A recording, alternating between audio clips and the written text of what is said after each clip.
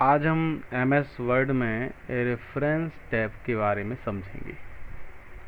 Reference में ये आप देख रहे हैं कि टेबल ऑफ कंटेंट, फुटनोट और भी इस तरह से ये सब हम क्रमबद्ध तरीके से इन सब को समझेंगे। आज की वीडियो में सबसे पहले हम रेफरेंस टैब में टेबल ऑफ कंटेंट्स को समझेंगे कि इससे हम किस तरह से इसका उपयोग कर सकते हैं और ये हमारे लिए किस तरह से महत्वपूर्ण है। हम इसको विस्तार से समझेंगे। सबसे पहले जैसे कि हमारे पास कोई नोट्स हैं, हमने कोई नोट्स तैयार किए हुए हैं। अब हम इस नोट्स में जब हमें आवश्यकता हो, हम अपने इच्छानुसार किसी टॉपिक को पढ़ना चाहते हैं और हम एक क्लिक कर ही उस टॉपिक पर पहुंच जाएं। यह सुविधा हमें टेबल ऑफ कंटेंट्स से मिलेगी। अब ये कैसे करेंगे यह हम विस्तार से समझ लेते हैं। सबसे पहले हम जैसे कि सबसे ऊपर कंटेंट लाना चाहते हैं, तो उसके लिए हम इस पेज को पहले खाली कर लेते हैं। हमने यहाँ पर क्लिक किया है और हम एंटर प्रेस कर देते हैं, तो ये पेज आपका खाली हो जाएगा। हम अब इस पेज में जैसे कि आप कोई बुक्स देखते हैं तो बुक्स में स्टार्टिंग में दिया रहता है, विवरण दिया रहता है कि किस पेज नंबर पर आपको क्या पढ़ने को मिलेगा। इसी प्रकार हम यहाँ भी ऐसी व्यवस्था टेबल ऑफ कंटेंट्स ऑप्शन के द्वारा कर सकते हैं। साथ ही में यहाँ एक और विशेष सुविधा हमें मिलेगी कि हम उस कंटेंट पर कंट्रोल के साथ क्लिक करते ही उस हेडिंग तक पहुँच जाएंगे और हम उसे बड़ी आसानी से पढ़ सकेंगे। तो सबसे पहले यह कैसे तैयार करते हैं यह समझ रहे हैं हम। सबसे पहले हम चलते हैं क्वेश्चन नंबर 1 पर। खाते कितने प्रकार के होते हैं, उनके नियम लिखिए। अब इसको हम टेबल ऑफ कंटेंट में ऐड करना चाहते हैं, तो हम यहाँ पर ऐड टेक्स्ट पर क्लिक करेंगे और हमारे पास 3 ऑप्शन दिख रहे हैं, लेवल 1, लेवल 2, लेवल 3। अगर ये हमारी मेन हेडिंग है तो हम इसको लेवल 1 कर सिलेक्ट कर लेंगे। उसके बाद अगर इसके अंदर कोई सब हेडिंग भी हो तो हम लेवल 2 में उन सब हेडिंग्स को सिलेक्ट किया करेंगे।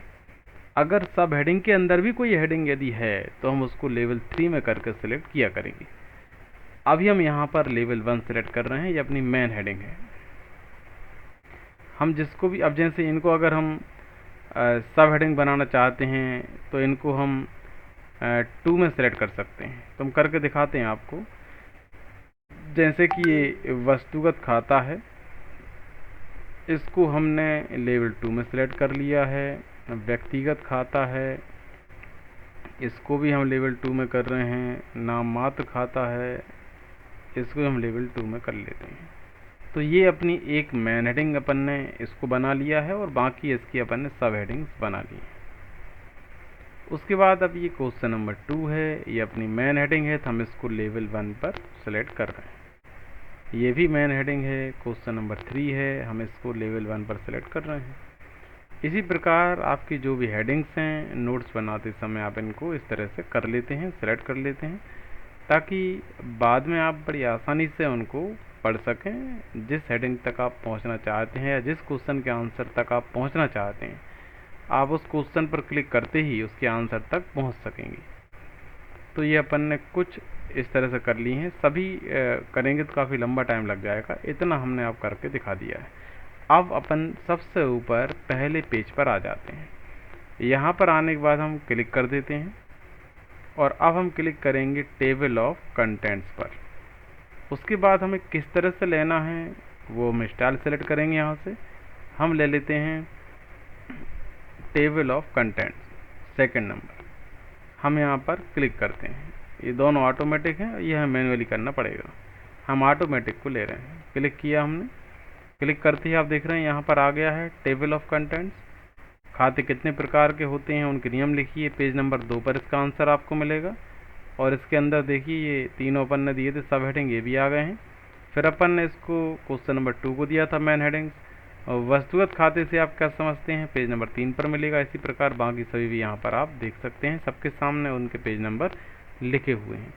अब जैसे कि आपको वाउचर में प्रविष्टि करते समय कौन सी एंट्री किस वाउचर में भेजना होगा, इसका आंसर आपको देखना है। तो इसके आंसर तक आप पहुँचेंगे, बड़ी आसानी से पहुँचेंगे। उसके लिए आपको कीबोर्ड के माध्यम से कंट्रोल की को प्रेस करके रखना है और यहाँ पर एक बार माउस से क्लिक करेंगे। ऐसा करते ही आप इस क्वेश्चन के आंसर पर आ चुके हैं। अब जैसे कि वापस अपन आ जाते हैं।